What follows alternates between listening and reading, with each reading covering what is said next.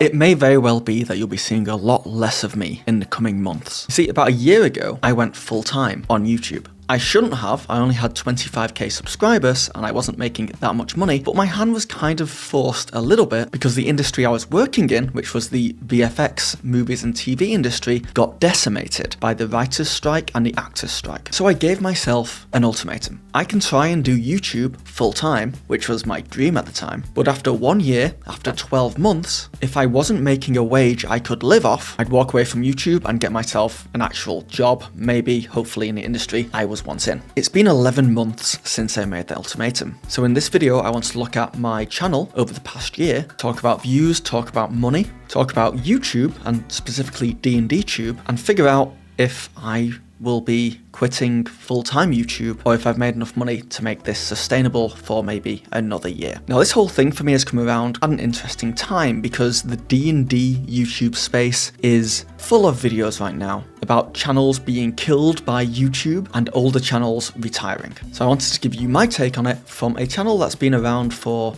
2 years. So not a long time in the grand scheme of things, but with channels popping up all the time, hopefully I can give you some interesting insight. So first off, for my ultimatum to work, I had a target amount of earnings in mind. The amount I wanted to make wasn't as much as I was earning during my full-time job, but it was enough to live off in Toronto, which is one of the more expensive cities in North America. And it's not an insane wage by any means. It's like the minimum limit. Now in 2023, this is the full year for 2023, I got 3.3 million views on long form video. That's not shorts or streams or anything, that's just videos. And that number is insanely high. But an interesting thing happened this year, as you can see. The very start of it, when I first created my channel on the 1st of January, the OGL happened. And I made some OGL drama videos, copying everyone else at the time, and I had quite a bit of success, as you can see. Then the OGL stuff calmed down, and in February, views died. I was posting videos during this time, but I was just getting zero traction until June, where I started making my DM advice videos by looking at professional DMs. As you can see here, I got a little bit of an explosion. In fact, between June and December alone, I think I got around 20,000 subscribers, leaving me at 25k subscribers when I went into 2024. So the last half of 2023 was really good for me. The idea that I would continue to get 20k subscribers every 6 months, ooh, wouldn't that be great? So when I got laid off, I thought to myself, you know what, if I can go full time, if I can put all my effort into this, if I can make really high production quality videos and pump them out quite often, then there's no reason why I can't just keep growing this channel and be full time in no time at all. That's when I realized how unpredictable YouTube can be. This is 2024. Now, as you can see, I pumped out a lot more videos consistently throughout the year because I was full-time this year. And this only led to an 11% more increase in views from the year before. Now, bear in mind, most of my views from the year before came at the very start of the year during the OGL stuff in January and the last half of the year. So it's safe to say I was kind of very disappointed with the fact that I only had an 11% increase in views, especially since I had a back catalogue of videos from the first year that people were watching, so you would expect an increase in views. In fact, I've no doubt that if you took out all the videos from 2023, that this year, just views on new videos alone would be less than I got last year. And I was full-time this year and I wasn't last year. Now, the saving grace of these stats is that last year I had an average view duration of 341, and this year I had an average view duration of 527. People watch my videos for longer this year. I think that's because I was putting more effort into those videos and trying to keep audience retention up. My videos also got longer, which I think is why I have more impressions as well. But who knows? A lot of this is kind of black magic. But it's safe to say, views can be all over the place. Click-through rate and my audience retention graphs are fundamentally very similar on every single one of these videos, yet some of them are hitting 195k, 77k, 99k, and others 9k, 5k, 16k. Now, I'm not saying there's no rhyme or reason to this. It may be that there are certain videos that do better than others on my channel, but if you keep making the same video over and over again, then that also leads to less views, so it's a very hard game to figure out and start winning in. When it comes to money, I've thrown together a very poor little spreadsheet here. just telling me that in 2023, from ad revenue from YouTube alone, which is pretty much all I earned in that year, I got 1/6 of my target wage. I'd have to make 6 times that to be happily full-time. In 2024, I doubled that. I made 1/3 of my target wage, which doesn't make much sense because I only got 10% more views, but I think that's because I made longer videos and got people watching for longer, so they saw more ads, I earned more money. I also earned some money from Patreon.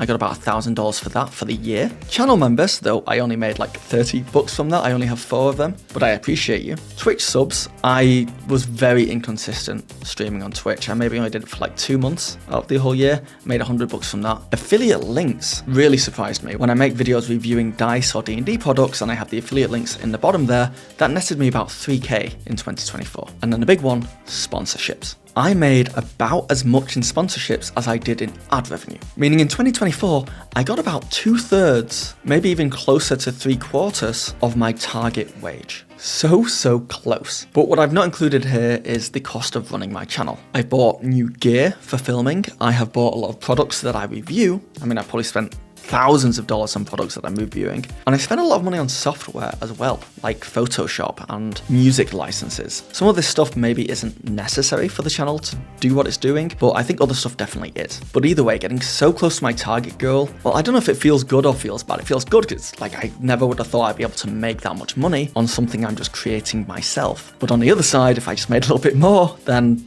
I could live.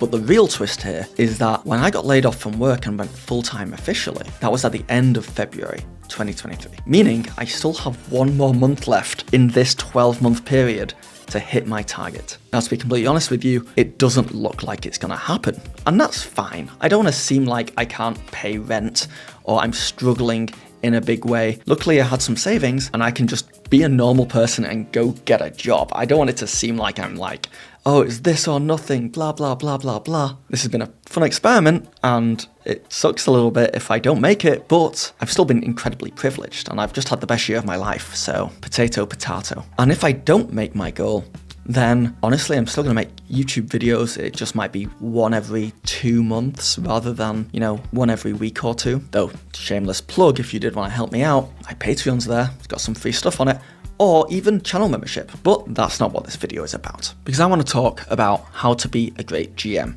a little bit. I know this is like a dead horse being beaten at this point. A ton of creators have talked about this, but honestly, I feel like a lot of people are being a little bit too nice about it. I kind of want it to be a bit more direct. Last month, How to Be a Great GM put out this video called The End of How to Be a Great GM Channel with a thumbnail that said, goodbye. It is a goodbye video. He's saying that his channel is not getting any more views fundamentally. It's not what he wants from it. So he is leaving. He's still going to post his actual play videos on there, but no more How to Be a Great GM content as far as the advice videos go. Now, the reason why this is controversial is, one, he has been around for a very long time. And in the video, he talks about how grateful he is that he could be a full-time YouTuber for so long. But the other thing he said in this video is that he has a meeting with a YouTube representative in the YouTube offices, and he gets told that YouTube is no longer going to push his content to viewers, which has made a lot of other content creators go, huh? Because YouTube doesn't want to kill channels. YouTube doesn't want to end anyone's career. In fact, it wants everyone to succeed. I know it's hard to believe because it's so hard to succeed, but the more successful creators on YouTube, the more people watching YouTube, the better for YouTube. So either I'm misunderstanding exactly what Guy from How to Be a Great GM is talking about here, or they're misunderstanding it, or there's something else going on. But I would love for them to make another video and talk about this, because it would be really useful for other creators out there to understand exactly what happened. Because what he said goes against how every other person thinks YouTube works. In fact, how YouTube works, I'm confident in this, even though I don't know how to fully utilize it, but I'm confident in the way YouTube works and has done for absolutely years, is high click-through rate and long watch time equals more views. The idea that having more subscribers is going to help you has been dead for about 5 years, certainly since I started to look into YouTube years and years and years ago. It's been the homepage as the place to get to, and it's been recommendations as the way to get more views. With that in mind, channels that aren't trying to get audience retention up, to get people watching their videos for longer, and people aren't getting people to click on their videos more by working on video ideas, titles, and thumbnails a lot more. If you're not pushing those 2 things, your channel's not going to do well. And in fact, that can be seen by How to Be a Great GM's video here about him leaving. It did really well. Why did it do really well? Because it's an incredibly clickable thumbnail that says final video, thank you, happy gaming. So this is going to get a high click-through rate. It's a good length of video at 15 minutes, and I don't know about you, but I watched it all the way through to find out exactly what was going on. This would have had very high audience retention. Now, I've seen other channels look at his other videos to kind of figure out what's going on, and they've kind of said, yeah, do the other videos have that? Do they have the high click-through rate and high audience retention? So I don't want to get into that. My point is just that I find it very hard to believe that a YouTube representative told him that his videos were not getting pushed anymore and that the channel was dead. I think it's much more likely they said,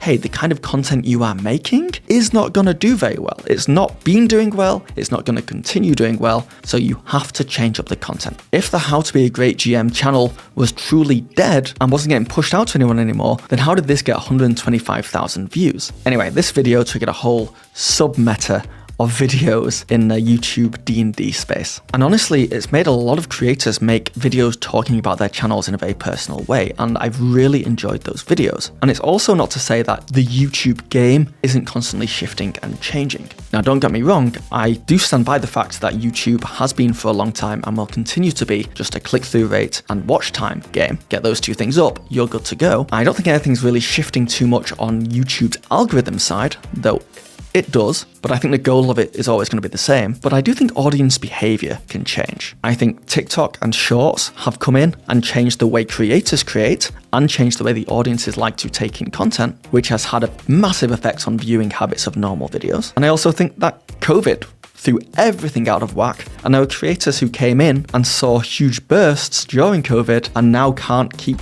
doing what they were doing. Also, in the microcosm of the D&D space, I think the OGL did something as well. I think the OGL completely changed YouTube. I think a lot of creators came in and realized that they could make a lot more money making rage bait, and that's kind of like changed everything forever a little bit. There's a whole argument going on at the moment about clickbait in general, which I definitely used on this video, and it's also been being used on YouTube for, well, I mean, ever since it was created. And it's important to remember that the power is completely in the audience's hands there. Viewers, if you get tricked by clickbait and you click into a video, or worse, rage bait, and then you realize, pretty fast, for the love of God, don't watch the video all the way through. And for the love of God, don't comment on the video saying it's clickbait. Don't engage with the video at all. If you click on a video and then click straight off it again, you can destroy that video's growth. And if those videos don't do well anymore, the content creators won't make them anymore. I personally believe that is, good clickbait or harmless clickbait. The YouTube sphere is very, very competitive right now. So if I can get you into a video that is interesting, that you want to watch, and I do it in a way that is sensationalism, then I think that's okay. If I do it in a way that I'm flat out lying about what the video is about, then that is an issue. And from this side, the creator side, it's hard to see where that line is sometimes. So it is nice to get feedback, but the best feedback you can give isn't a comment about something being clickbaity. The best feedback you can give is not watching a video very long, honestly. But YouTube, for whatever reason, is constantly shifting and changing. And one thing I've not seen that many people talk about is huge channels in this space. I'm talking about Dimension 20 and Critical Role. Now, Dimension 20 has a presence on YouTube, but most of its content goes out on Dropout. And actually, there's been less and less content going to YouTube of recent years. On a similar note, Critical Role created Beacon, where they can put more of their content that probably would have gone on the channel, maybe, but they can put it behind a paywall and they can control it much better. And I do believe there's going to be a shift to these kinds of off-YouTube sites a lot more in the future. We see it all the time with creators now and their Patreons, like my Patreon. Another shameless plug. I won't do it again, I promise. But there is a trend of seeing creators not trusting the YouTube algorithm to do what is best for their channel. And this makes sense. YouTube says over and over again that their goal is viewer satisfaction, not creator satisfaction. They want their creators to be happy, don't get me wrong, but they're not the priority. YouTube may not be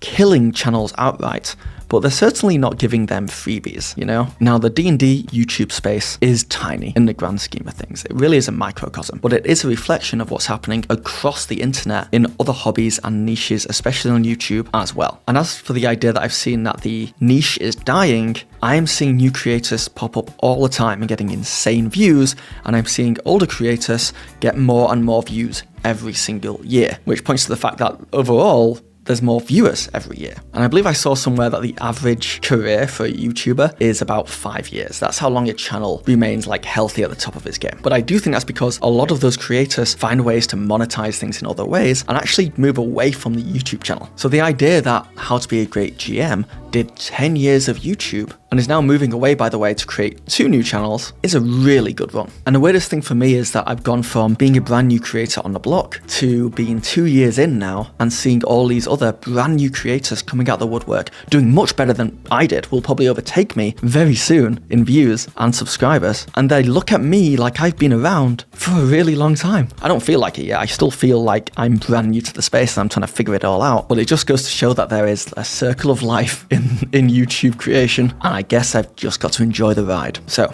over the next month, I'm going to be monitoring my finances and trying my hardest to get good videos out there. And if I don't hit my financial goals for the past 12 months by the end of it, then I'll be going into full job hunting mode and you will see a lot less of me. Maybe you'll enjoy that. But if I do hit my goals and I do buy myself 1 more year, I'm going to shift my goals around a little bit. I'm going to stop thinking about subscribers. I'm going to stop thinking about views in general on individual videos, because some videos are just going to do badly, some are going to do well. In fact, it's kind of a healthy thing because it means I'm experimenting with different types of content if it's that wildly fluctuating.